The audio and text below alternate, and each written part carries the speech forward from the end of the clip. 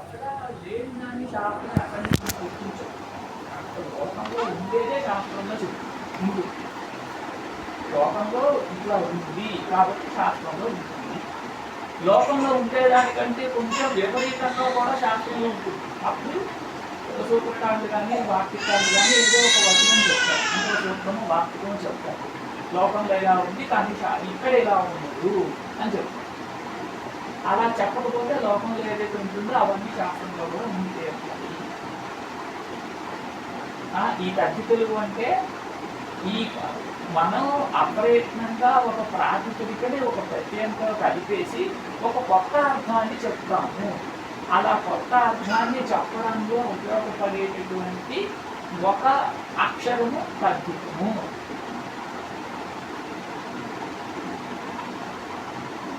ఇక్కడ ఏ ఏ అక్షరాలు ఏ ఏ అర్థాల్లో ఉంటాయి అని ఈ మొత్తం 4వ అధ్యాయం మొదటి పాదం నుండి 5వ అధ్యాయం 4వ పాదం వరకు చెప్తారు. అందులో మొట్టమొదట కొన్ని అర్థాలు ఈ అర్థంలో ఈ ప్రాతిపదిక కంటే ఈ ప్రత్యయం వస్తుంది, ఈ అర్థంలో ఈ ప్రాతిపదిక కంటే ఈ ప్రత్యయం వస్తుంది అని చెప్తారు. మొత్తం 3వ అధ్యాయం నుండి 5వ అధ్యాయం చదవకుండా ఏంటి, ఈ అర్థంలో దీనికంటే ఈ ప్రత్యయం వస్తుంది. ఇదే సామాన్యంగా చెప్పేది.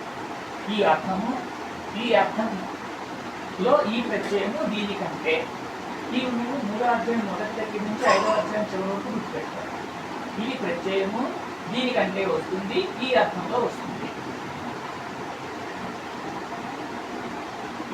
ఇది డిఫాల్ట్గా స్ట్రాంగ్గా రిజిస్టర్ అయిపోవాలి. 3వ అధ్యాయం మొదటి పాదం నుండి 5వ అధ్యాయం చివరి వరకు.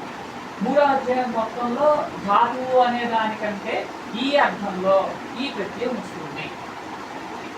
4వ అధ్యాయంలో ప్రాతిపదిక అనే దానికంటే ఈ అర్థంలో ఈ ప్రత్యయం వస్తుంది.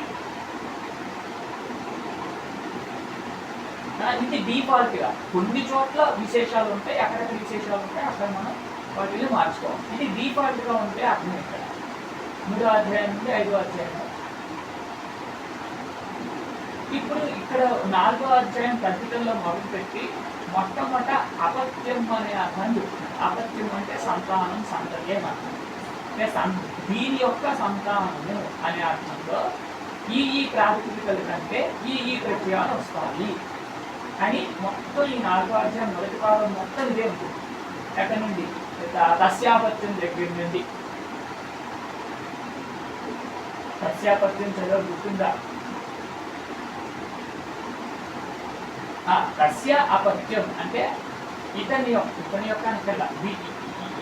దీని యొక్క అపత్యం. అతను ఇతనైనా కావచ్చు, ఈయనైనా కావచ్చు, ఎవరైనా కావచ్చు. తస్య అంటే సామాన్యంగా నపుంసకలింగంలో చెప్పినటువంటి ఒక నిర్దేశం. అది ఎవరి అపత్యమైనా కావచ్చు, ఎవరి సంతానమైనా కావచ్చు. తస్య అపత్యం అనే అర్థంలో ఈ ప్రాతిపదికల కంటే ఈ ప్రత్యయాలు వస్తాయి అని చెప్పారు. అని రకరకాల ప్రాతిపదికల్ని రకరకాల ప్రత్యయాన్ని చూపించి ఇక్కడ ఇప్పుడేం చెప్తున్నారు, దీనికంటే ముందు సూత్రం జనపద శబ్ద క్షత్రియ అన్యని ముందు సూత్రం చెప్పారు. అంటే అక్కడ ఆ ప్రకరణంలో ఉన్నాం మనం. దానికోసం ఈ ఉపద్ఘాతం అంతా చెప్పాల్సి వచ్చింది. జనపద శబ్ద క్షత్రియ అన్య అంటే అపత్యం అనే అర్థంలో అన్య అనే ప్రత్యయం వస్తుంది. అపత్యం అనే దీని యొక్క అపత్యము అనే అర్థంలో అన్య అనే ప్రత్యయం వస్తుంది. దేనికంటే అంటే జనపద శబ్ద క్షత్రియ అంటే జనపద వాచకమే ఎక్కడైతే క్షత్రియ వాచకంగా ఉంటుందో అటువంటి క్షత్రియ వాచకం అని. అంటే జనపదము అంటే ఏంటి? జనపదము అంటే నగరము అని అర్థం చేస్తుంది. జనపదం అంటే నగరం. అంటే జనపదాలు మహాభారతాన్ని అనుసరించి 363 జనపదాలు ఉన్నాయని చెప్తారు. జనపదాలు అంటే సిటీస్. సిటీ, గ్రామము, జనపదము, మహాజనపదము. గ్రామము, నగరము, జనపదము, మహాజనపదము అని మనకి ఈ గ్రేడ్స్ ఉన్నాయి. అదేనా? ఇప్పుడు జనపదమే కొన్ని రాజులకు కూడా పేరుగా ఉంటుంది సహజంగానే. ఉదాహరణకి ఆఫ్ఘన్ అన్నమాట. ఆఫ్ఘన్ అంటే ఆఫ్ఘానీ. ఆఫ్ఘానీ అంటే ఏంటి? ఆఫ్ఘన్ రాజు అని కూడా ఉంటుంది. అమెరికన్ అంటే అమెరికన్ కింగ్ అని కూడా అన్నట్టుగా ఆఫ్ఘన్ అంటే ఆఫ్ఘన్ రాజు కూడా రావచ్చు. ఆఫ్ఘానీ అంటే ఆఫ్ఘన్ అని ఉంటే అది ఆఫ్ఘానీ అని అక్కడ తగ్గిత ప్రత్యయం వచ్చి ఆఫ్ఘానీ అని అవుతుంది. ఇక్కడ అమెరికన్ అనేటట్టుగా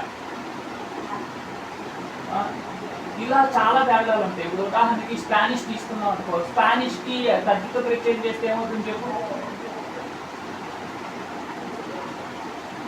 స్పానిష్కి తగ్గిత ప్రత్యయం చేస్తే ఏమవుతుంది?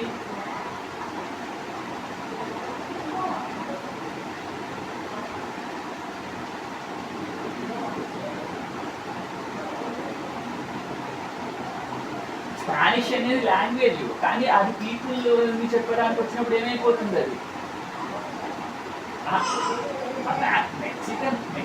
మెక్సికానో అంటారు. స్పానిష్ ఏమవుతుంది? స్పానార్గన్ అవుతుంది. ఒకసారి చూడు ఎట్లా చూడు. పట్టుకొని ఇది ఐర్లాండ్ ఉంది, ఏమవుతుంది? ఐరిష్ అంటే ఇప్పుడు ఇక్కడ ఏమవుతుంది? ఒక పదము ఒక మనిషిని చెప్పేటప్పుడు కొంచెం మార్పు వచ్చి మారిపోతుంది మాట, తగ్గిత ప్రత్యయం వస్తుందన్నమాట. ఇప్పుడు ఇక్కడ ఒక నగరం పేరే ఒక క్షత్రియునికి పేరుగా మారిపోతే అప్పుడు అంటే ఒక నగరం పేరే జనపదం అంటే ఒక నగరం, నగరం కంటే కొంచెం హై గ్రేడ్లో ఉండేది జనపదం, లో గ్రేడ్లో ఉంటే నగరం. అంటే నగరం కంటే చాలా పెద్ద జనపదం. ఈ జనపదంలో ఇన్ని నగరాలు ఉండాలి, ఈ నగరంలో ఇన్ని గ్రామాలు ఉండాలి అని లెక్క ఉంటారు.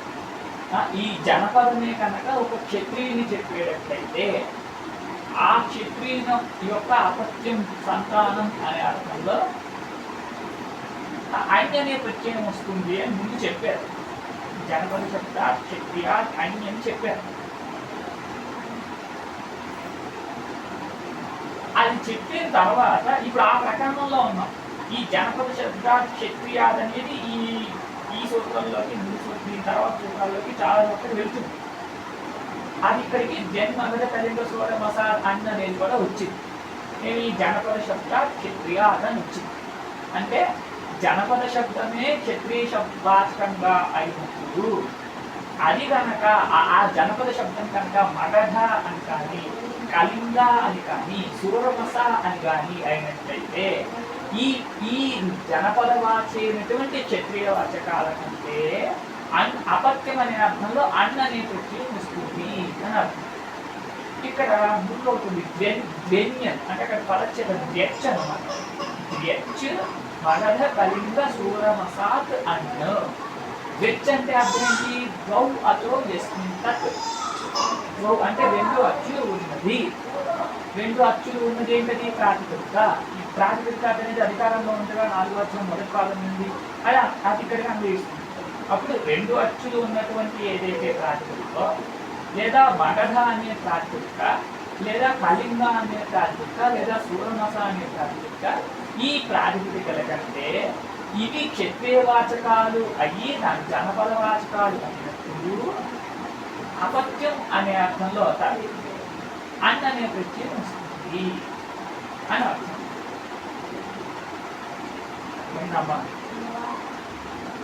మగధ కళింగ సూరమసాద్ అన్న. అంటే జడ్జ్ అని పదచ్చేది. మగధ జడ్జ్ ప్రాతిపదికల కంటే మగధ కళింగ సూరమస అనే మగధ కళింగాల 3 అచ్చులు ఉన్నాయి. జడ్జ్ ప్రాతిపదికలు ఇవన్నీ. మగధ కళింగ అనే 2, సూరమస అనేది 4 అచ్చులు ఉన్నాయి. చతురస్ర ప్రాతిపదిక అంటే 2 అచ్చులు ఉన్న ప్రాతిపదికలు అన్నిటికంటే 3 అచ్చులు ఉన్నటువంటి కళింగ మగధ అనే 2 ప్రాతిపదికల కంటే 4 అచ్చులు ఉన్నటువంటి సూరమస అనే ప్రాతిపదిక కంటే అన్న అనే ప్రత్యయం వస్తుంది. అని అన్ని చోట్ల కూడా ఈ ముందు చోట్ల జనపద శబ్ద క్షత్రియ అన్ని రావాల్సి వస్తుంది. దాన్ని బాధిస్తూ ఇక్కడ అన్ని చెప్పారు.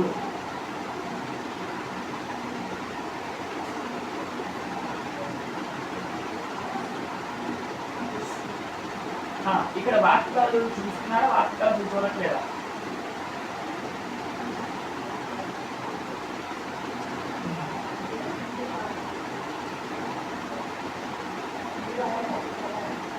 సాల్వేయ గాంధారిభ్యాం చ తర్వాత సాల్వేయ గాంధారిభ్యాం చ సాల్వేయ తర్వాత ముందు సూత్రం అన్నమాట. దీని తర్వాత దీని తర్వాత సూత్రం నృత్య కోసల ఆజాద న్యంగ్ వృద్ధ ఇత్ కోశల అజాద. వృద్ధ అంటే వృద్ధ సంజ్ఞక ప్రాతినిధ్యం. వృద్ధం అంటే ఏంటి? వృద్ధ సంజ్ఞ అంటే ఏంటి? వృద్ధం అంటే ఏంటి గుర్తుందా?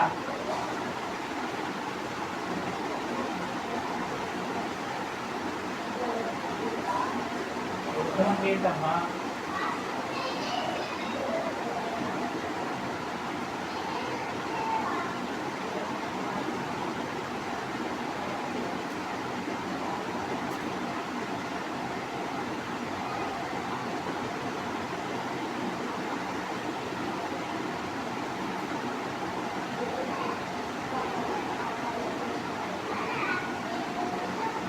మొదటి అధ్యాయం మొదటి పాదంలో వచ్చింది కదమ్మా. ఆలోచించుకుంటే చెప్పాలి. నిన్న కంఠస్థం చేసి చెప్పావు కదా, వెంటనే గుర్తుండాలి.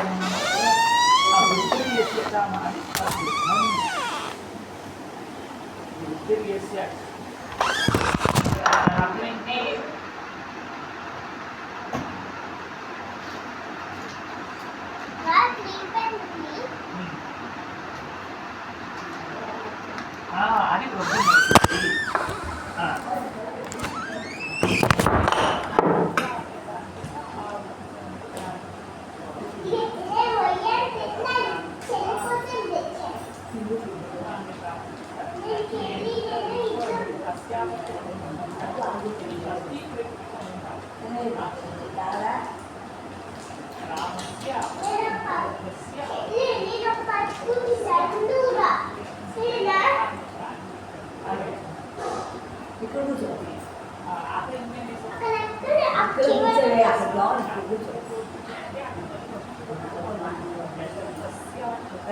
Badan కూర్చో, badan కూర్చో.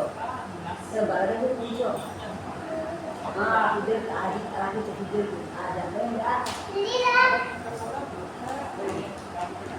అక్కడే సునీరానికి వచ్చేస్తుందే సునీరానికి వచ్చేదాన్ని గడ్డెట్టింది నన్ను పుట్టింది నాకు నన్ను నాకు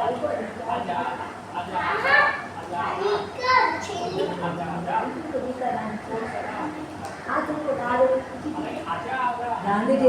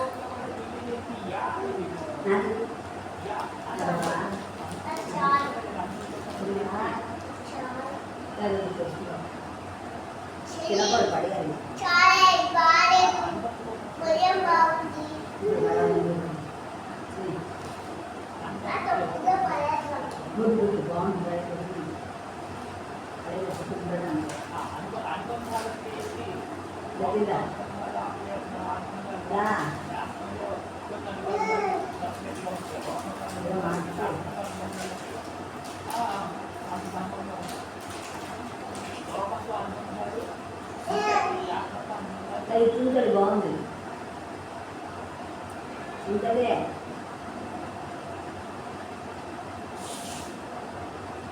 ಮಾಡಿಬಿಡ್ದೆ ಗಮನ ಮಾಡಿಸಿ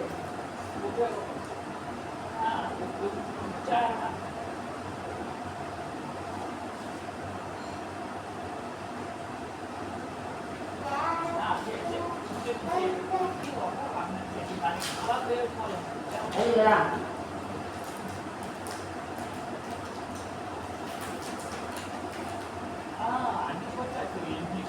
అది క్రీమ్ తెచ్చిందా ఉంటది ఇలా క్రీమ్ ఉంటది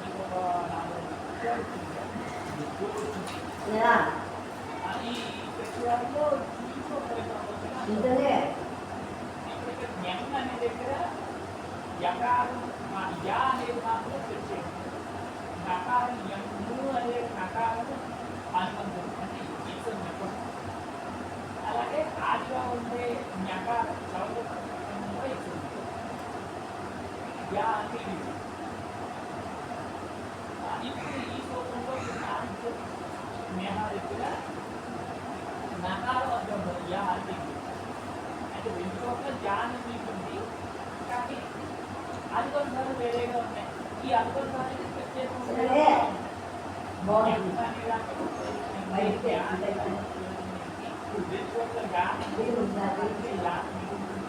కానీ ఒక్కొక్క ఈ ప్రయోజనాలన్నీ కూడా 6-7 అధ్యాయాలు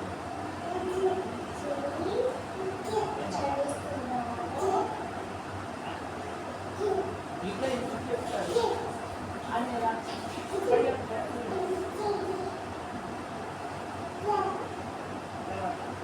ఇది అర్థం కాదు నాన్న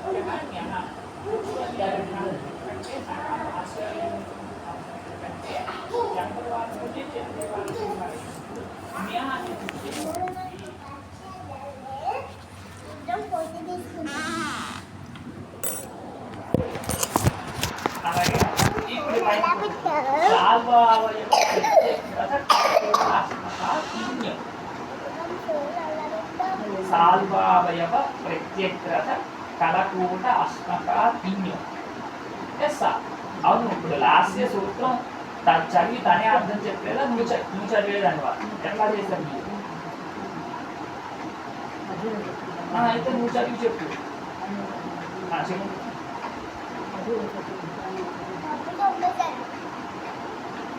సాల్వావయవ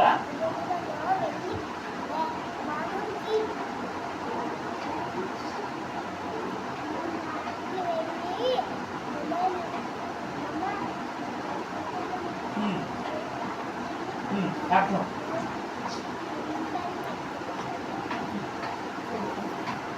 సాల్వావయవ సాల్వా అంటే ఏంటి సాల్వా అంటే ఒక దేశం పేరు ఇక్కడికి కూడా జనపద శబ్దార్థ అపత్య రెండు క్షత్రియాదని ఉంది ఇక్కడ కూడా జనపద వాచకమే క్షత్రియ వాచకం కావాలి అదేంటి జనపద వాచకము అంటే సాల్వావయవ జనపద వాచకం అంటే సాల్వము అంటే ఒక దేశం అది ఎక్కడ అంటే ఈ పంజాబ్ దగ్గర నుంచి లాహోర్ మధ్యలో ఉండే భాగాన్ని సాల్వ సామ్రాజ్యం అని చెప్పేవారు. సాల్వ జనపదం. ఆ సాల్వ జనపదంలో చాలా చాలా నగరాలు గ్రామాలు చాలా ఉన్నాయి. ఎప్పుడైతే ఆ సాల్వ జనపదంలో నగరాలని గ్రామాలని చెప్తామో సాల్వ అవయవం అంటే ఆ సాల్వ జనపదంలో ఉండేటటువంటి భాగాలు, ఆ సాల్వ అవయవంగా ఉండేటటువంటి భాగాలు మొదలైనటువంటి ఇది కనుక ఒక రాజుకి పేరుగా ఉన్నట్లయితే సాల్వావయవ అనేది అంటారు. ఆ సాల్వావయవ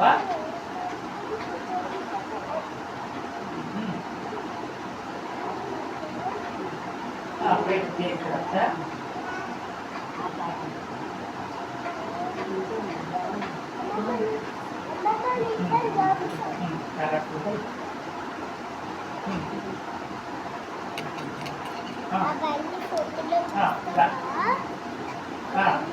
అవును పేర్లే, అన్ని పేర్లే. ఇవన్నీ కూడా జనపద విశేషాలు అన్నమాట.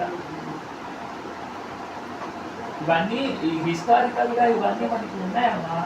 నువ్వు ఈ హిస్టరీ చదివామంటే ఈ హిస్టరీలో ఏ జనపదం ఎక్కడెక్కడ ఉంది, దీన్ని ఎవరు పరిపాలించారు మనకు ఆ హిస్టరీ అంతా ఉంటుంది.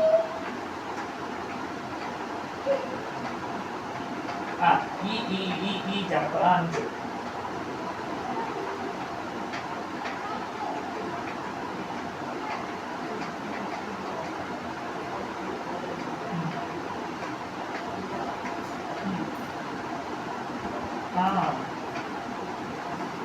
ఇవే జనపద వాచకాలు క్షత్రియ వాచకాలుగా అయినట్లయితే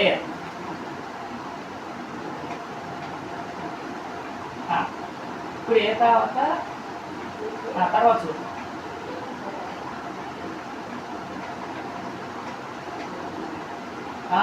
అంటే తే అంటే అది చెప్తే తద్గాంగః.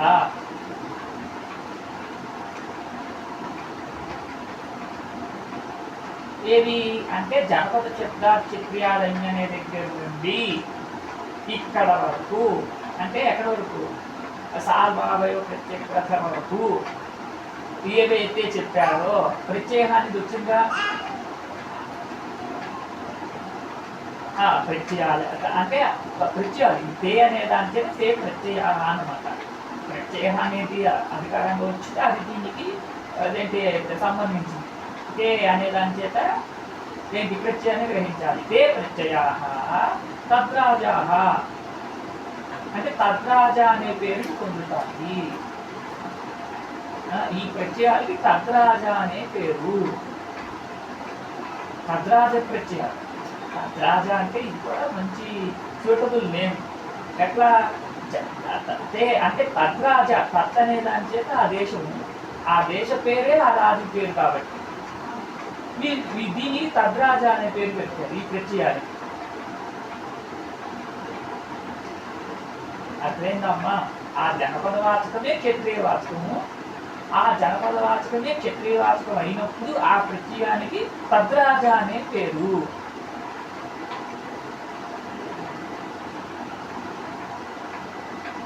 తే తద్రాజా. ఇక్కడ తద్రాజ ప్రత్యయం ఇక్కడ చెప్పారు, 5 ప్రత్యయాలు ఇక్కడ చెప్తారు. అలాగే పైన మళ్ళీ 5వ అధ్యాయంలో ఇంకో దగ్గర తద్రాజ ప్రత్యయం మళ్ళీ వస్తుంది. 2 చోట్ల తద్రాజ ప్రత్యయం చెప్పారు. ఇక్కడ మళ్ళీ పైన కూడా ఇంకో దగ్గర వస్తుంది. 5వ అధ్యాయం చదివినప్పుడు తే అంటే ఈ ప్రత్యయాలు జనపద శబ్దం కంటే క్షత్రియ వాచకమైనప్పుడు ఏవైతే ప్రత్యయాలు వస్తాయో వాటన్నింటికీ కూడా తద్రాజ అనే పేరు ఉంటుంది. తర్వాత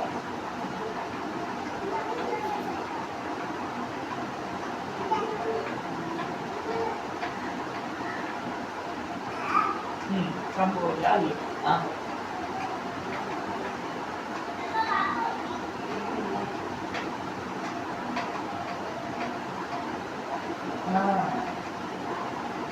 లుక్ వస్తుంది. కంటే పాప లుక్ అంటే ఏంటి?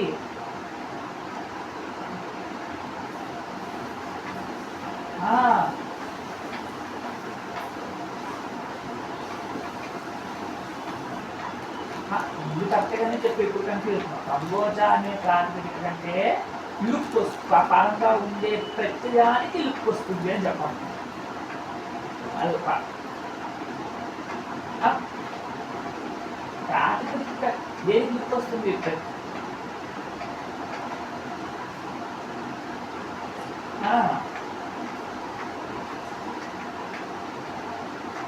అమ్మ ప్రాతిపదిక తీసుకురావమ్మ. కంబోజా అనే ప్రాతిపదిక కంటే పరంగా ఉన్న ప్రత్యయానికి లుక్ వస్తుంది. లుక్ అంటే ఏంటి?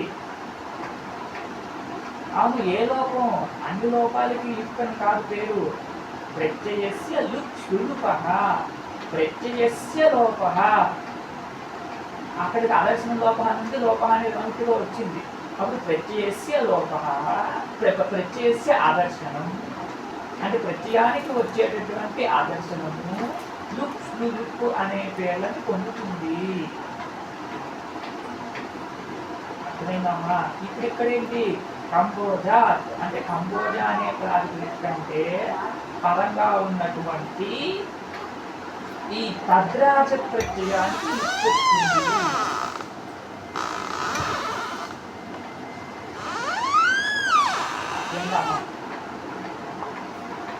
కంబోజా లుక్. కంబోజ దేశం అంటే ఇక్కడ ఎక్కడ? అది కూడా ఇక్కడ ఆఫ్ఘనిస్తాను అటుపక్క ఆ ప్రదేశాన్ని కంబోజ దేశం. కంబోడియా ఇంకోటి ఉందండి, కంబోడియా. ఆ కంబోడియా దేశాన్ని కొంతమంది కంబోజ దేశం అంటారు. రెండింటికి కంబోజ దేశం అనే వ్యవహారం ఉంటుంది. ఈ కంబోడియా ఎక్కడుంది? ఎక్కడో ఫిలిప్పీన్స్, చైనాకి కింద ఉంది. ఫిలిప్పీన్స్, సింగపూర్ ఈ మూల ఉంటుంది కంబోడియా.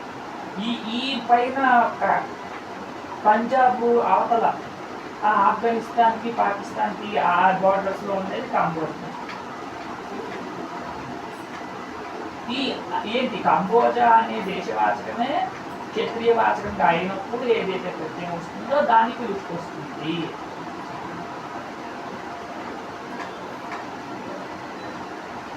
తర్వాత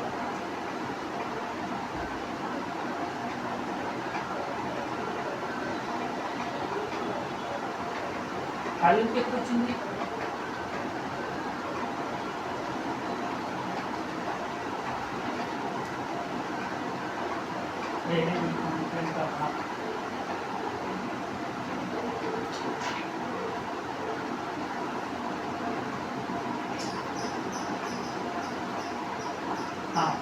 వచ్చేసి మనం ప్రక్రియ చూసినప్పుడు ఇవన్నీ కావాలి.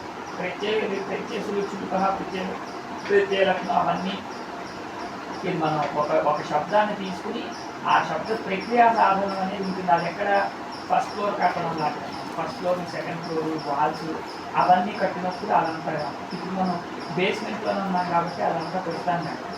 ఇప్పుడు ఈ సూత్రం ఇది, ఈ సూత్రం ఇది అని తెలిస్తే తర్వాత మనం ఈ బేస్మెంట్ అయిపోయిన తర్వాత వాల్స్ కట్టినప్పుడు కొన్ని ఏంటి పిల్లర్స్ వేసేసిన తర్వాత ఈ రూఫ్ కట్టినప్పుడు కొన్ని పెయింటింగ్స్ వేసుకున్న కొన్ని అలా కొన్ని కవర్ చేయాలి. అది చాలా కష్టం. పునాది ఏదైనా కట్టడం, పునాది అయిపోయిందో బిగిన్ కట్టడం పద్ధతి.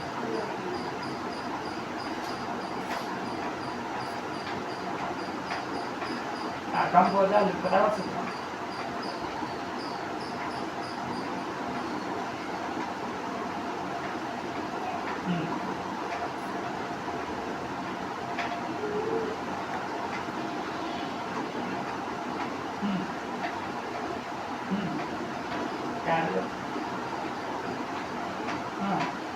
ఏమవుతుంది?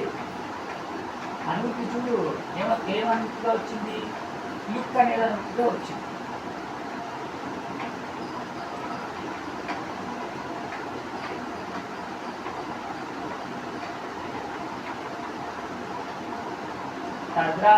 తద్రాజ ప్రత్యయానికి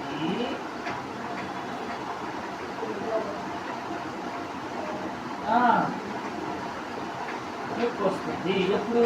స్త్రీయా ఆ ప్రాతిపదిక స్త్రీలింగంలో ఉన్నట్లయితే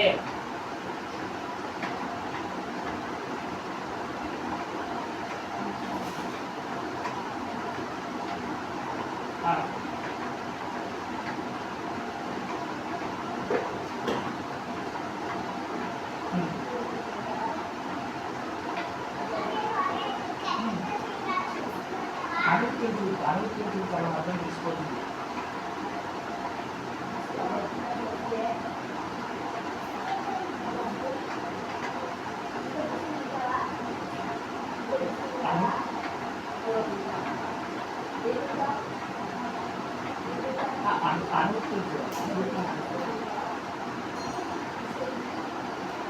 అనుకూలి సంఖ్యను బట్టి అనుకూలి చూడటం వచ్చిందా లేదా? అనుభూతి ఏమొచ్చింది చెప్పు.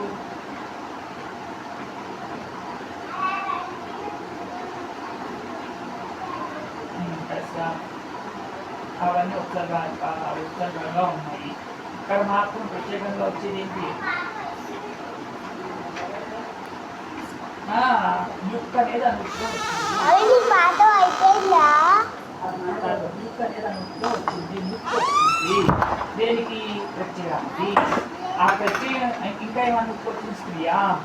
స్త్రీలింగంలో కనుక ఉన్నట్లయితే ప్రత్యయానికి లిప్ వస్తుంది. అపరాధ ప్రత్యయానికి లిప్ వస్తుంది. ఆ ప్రత్యయం ఏది అంటే ఆకార రూప ప్రత్యయము.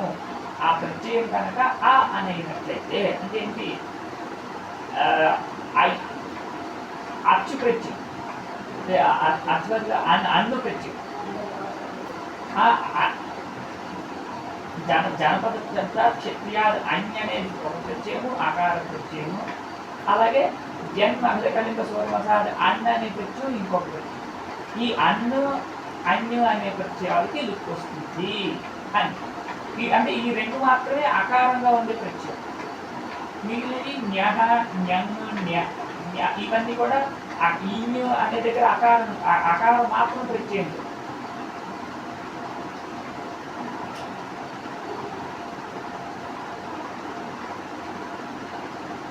విన్నామా?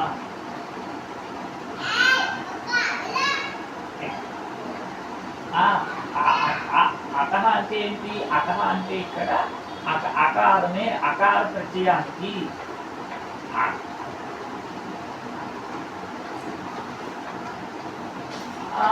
తద్రాది సంజ్ఞక ఆకార ప్రత్యయస్య లిప్నోతి.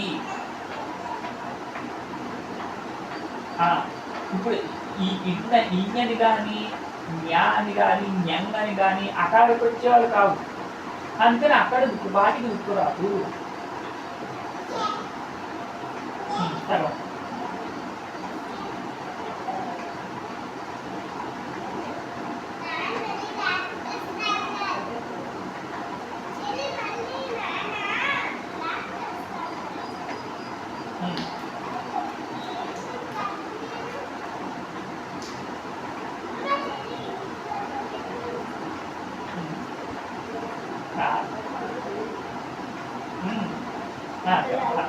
భద్రాది యౌధేయాది, భద్రాది యౌధేయాది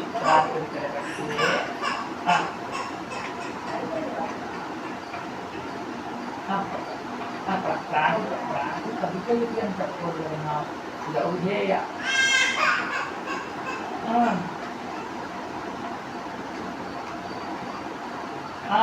ఇప్పుడు రాదు.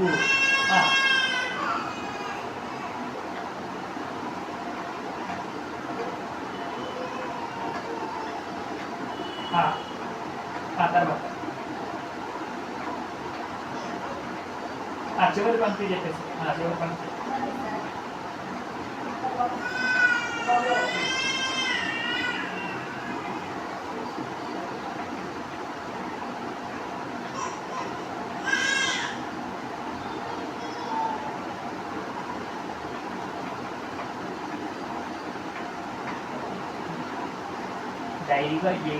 దైవ యజ్ఞి అంటారమ్మ. మళ్ళీ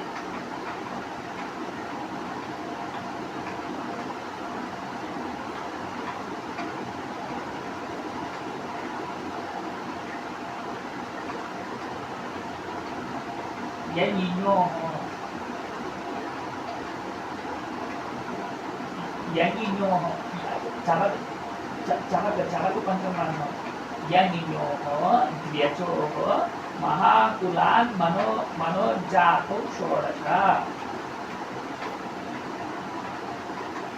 జ్ఞాప్తికో జ్ఞాప్తికో షిత్కౌరాదివాహో దైవయజ్ఞి జ్ఞనిమో ద్వ్యచో ద్వ్యచో మహాకులాన్ మనోర్జాతౌ షోడశ. అస ద్వితీయ పద ఇక్కడ రాకుండా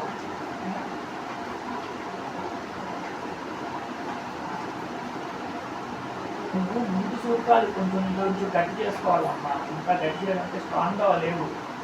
ఇక్కడ పైన వచ్చేది ఏదైనా ముందుకు రిలేటెడ్గా వస్తే అది వెంటనే గుర్తు రావాలి.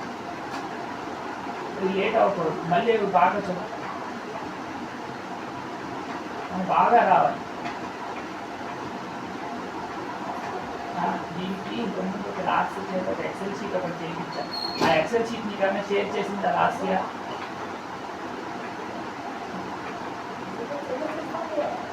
ఓకే, అది నేను చూస్తాను.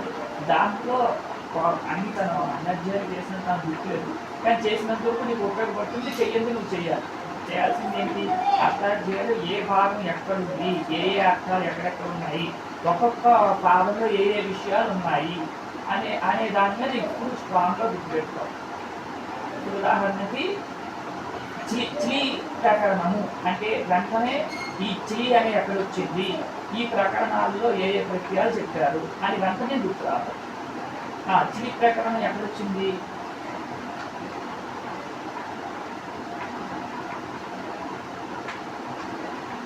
చిలి చిలి చిలి అని ఎక్కడైనా వచ్చిందా లేదా?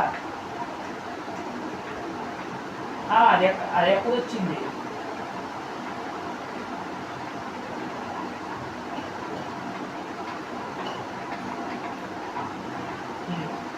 వెంటనే అట్లా అంటే మొత్తం అక్కడ ఉండే డీటెయిల్స్ అన్ని గుర్తురావాలి.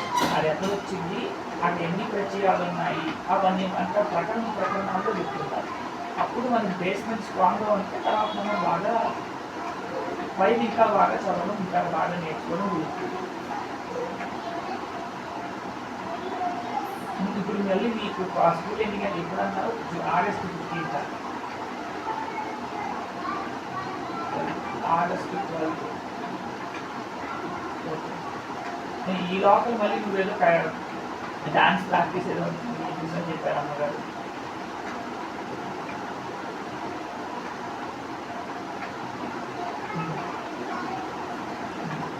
కనీసం ఒక రోజు 3 గంటలైనా నువ్వు చదవాలనుకున్నావు. తర్వాత నువ్వు ప్రాక్టీస్ చదువుతావు నాకు అర్థం లేదు. ఇప్పుడు 3 గంటలైనా చదివితే పాఠం టైం కాకుండా స్కూల్ స్టార్ట్ అయిన తర్వాత దాన్ని 1 గంట 2 గంటలైనా చదివి ముందు 5 మంది బాగా చదువు.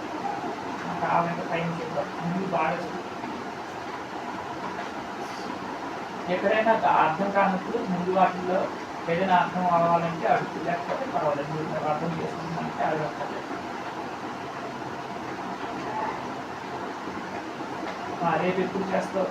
రేపు ఇట్లా 3:30 చేయమ్మా. 3:30 PM ISC. ప్రార్థన చేసి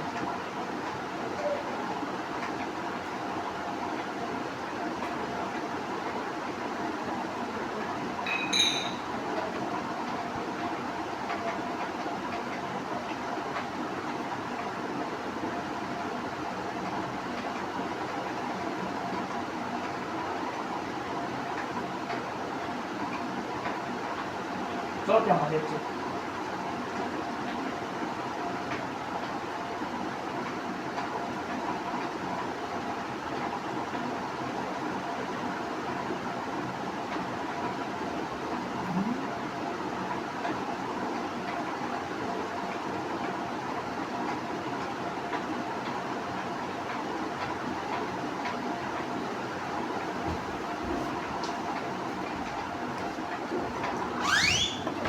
ట్యూషన్కి వెళ్ళిపోతావు, ఒక రెడీ అవుతుంది. ట్యూషన్కి వెళ్ళిపో.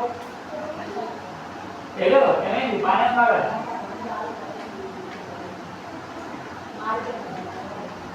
బాగానే ఉంటే నీకు ట్యూషన్కి వెళ్ళిపోదు. నీ ట్యూషన్ బాగానే వెళ్తుంది. ఇచ్చుకోవాలి.